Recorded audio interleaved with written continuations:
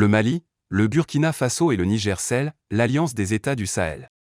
Les régimes militaires dirigés par Assimi Goïta au Mali, Ibrahim Traoré au Burkina Faso et Abdourahmane Tiani au Niger ont signé samedi une charte établissant une alliance défensive.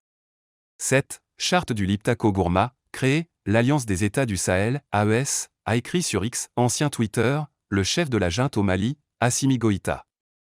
Son but est d'établir une architecture de défense collective et d'assistance mutuelle, a-t-il souligné.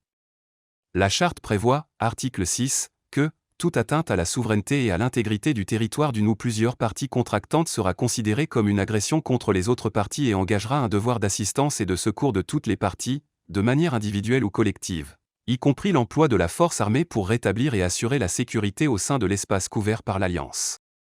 Depuis le coup d'État du 26 juillet au Niger, la Communauté économique des États d'Afrique de l'Ouest, CEDEAO, maintient une position constante. Les autorités militaires doivent restaurer l'ordre constitutionnel immédiatement, en libérant le président déchu Mohamed Bazoum et en le réinstallant dans ses fonctions. L'organisation ouest-africaine a plusieurs fois brandi la menace d'une intervention armée et a imposé de lourdes sanctions économiques au Niger.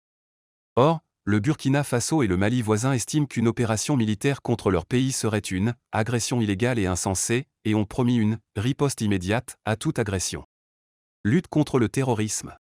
Cette alliance sera une conjugaison des efforts militaires, économiques entre les trois pays, a déclaré au journaliste le ministre de la Défense du Mali, Abdoulaye Diop. Notre priorité c'est la lutte contre le terrorisme dans les trois pays, a-t-il ajouté. La région du Liptako-Gourma frontalière du Mali, du Burkina Faso et du Niger a été ravagée par le djihadisme au cours des dernières années.